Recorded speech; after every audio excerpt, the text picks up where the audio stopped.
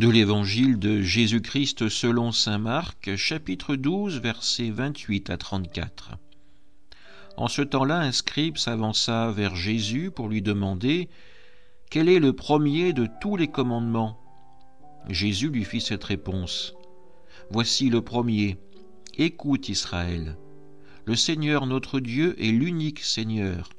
Tu aimeras le Seigneur ton Dieu de tout ton cœur, de toute ton âme, de tout ton esprit et de toute ta force. Et voici le second, tu aimeras ton prochain comme toi-même. Il n'y a pas de commandement plus grand que cela. » Le scribe reprit « Fort bien, maître, tu as dit vrai.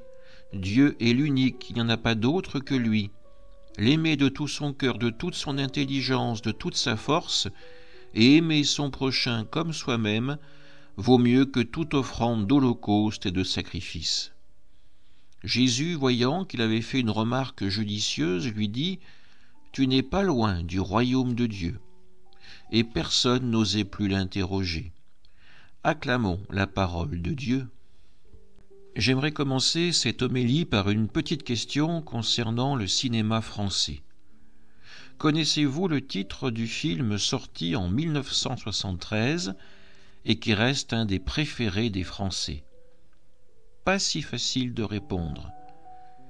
Si vous ne trouvez pas, je vais vous donner un petit indice en nommant l'un des acteurs principaux de ce film, Louis de Funès.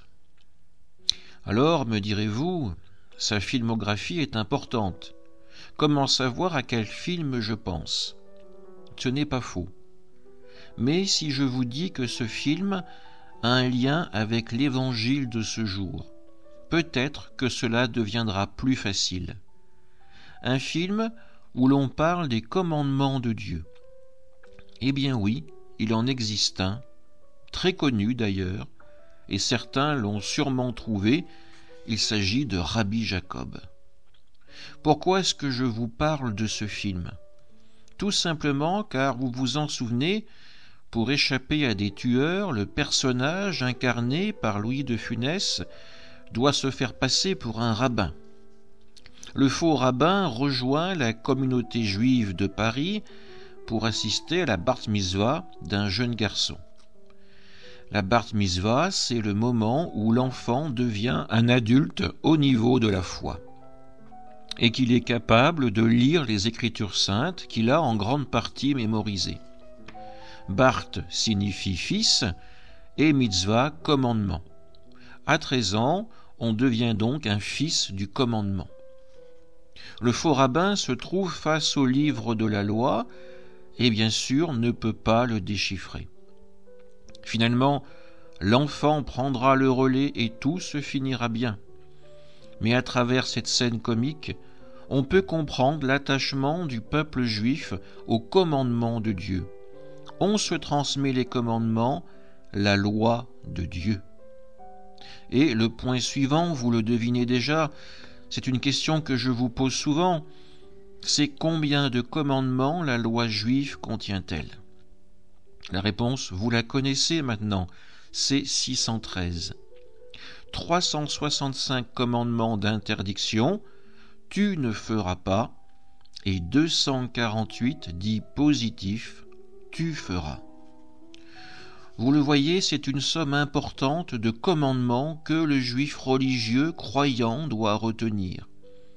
Et c'est parmi ces 613 commandements que le scribe demande à Jésus de choisir. Jésus va répondre à la manière rabbinique et citer les deux commandements que nous avons entendus, écouter Dieu, aimer Dieu et son prochain. Et le scribe complète, prouvant qu'il a compris l'enseignement de Jésus, qu'aimer Dieu, c'est aimer aussi son prochain. Nous pourrions penser que la réponse de Jésus, deux commandements, simplifie beaucoup la façon de vivre sa foi, de vivre les commandements. Mais nous aurions tort. S'il y a des juristes qui sont présents dans cette Église, ils le savent bien. Plus une loi a d'articles, plus il est facile de pouvoir l'interpréter à sa convenance. On utilise un article pour en neutraliser un autre. On fait son petit marché et on présente tout cela sous l'apparence d'une logique implacable et surtout d'une bonne foi à toute épreuve. Avec 613 commandements religieux, il en va de même. Mais maintenant, Jésus nous n'en donne que 2. Écouter et aimer Dieu, et aimer aussi son prochain. Difficile d'opposer les 2 commandements et de pouvoir s'en tirer facilement. Si je veux suivre Jésus, je dois faire preuve d'amour envers mon prochain et moi-même. Pour conclure cette homélie, je vais avoir besoin de vous tous. Je vais vous demander de bien vouloir vous prêter à une petite expérience que nous allons vivre dans notre Église maintenant. Alors, s'il vous plaît, jouez le jeu, sinon tout ce que nous avons fait perdra de son sens. Je vais tous vous inviter à fermer les yeux. À présent que vous avez les yeux fermés, je vous invite à imaginer les gens qui sont présents dans l'Église, ces gens que vous appréciez réellement.